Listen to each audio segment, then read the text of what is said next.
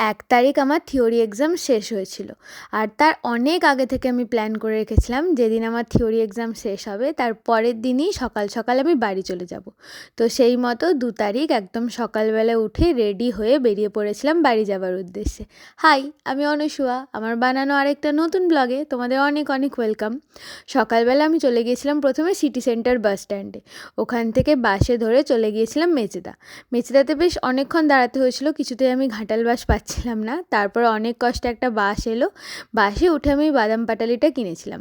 তারপর বাসে ঘুমোতে ঘুমোতে দেখি 10টা বেজে গেছে আর আমি পৌঁছেও গেছি ঘাটালে। ঘাটালে নেমে তারপর টোটোতে করে চলে গিয়েছিলাম বাড়ি।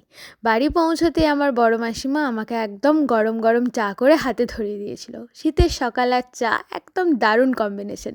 তারপর স্নান করে খেয়ে দিয়ে আমি প্রায় অনেক ঘন্টা ঘুমিয়েছি, তাই তারগুলো আর কোনো ক্লিপই নেই।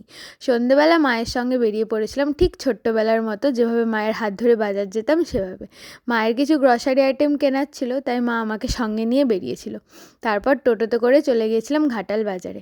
ওখানে অনেক কিছু কিনেছিলাম আর মায়ের কাছে আবদার করে জিলিপি আর রসমালাইও কিনে নিয়ে এসেছিলাম। ওটা খেয়েই রাত্রিবেলা ঘুমিয়ে গেছিলাম। তারপরে কোনো ক্লিপই নেই। আর আজকের মতন আমার ছোট্ট ব্লগটা এতটাই। যদি ভালো লেগে থাকে একটা লাইক করে দিও।